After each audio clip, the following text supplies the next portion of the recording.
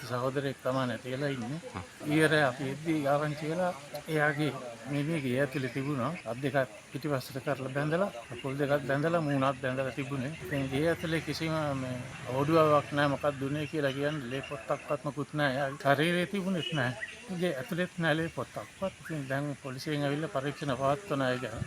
ඒ ගෙදර KDH van එකක් තිබුණා ඒක තමයි අරන් ගිහින් තියෙන්නේ.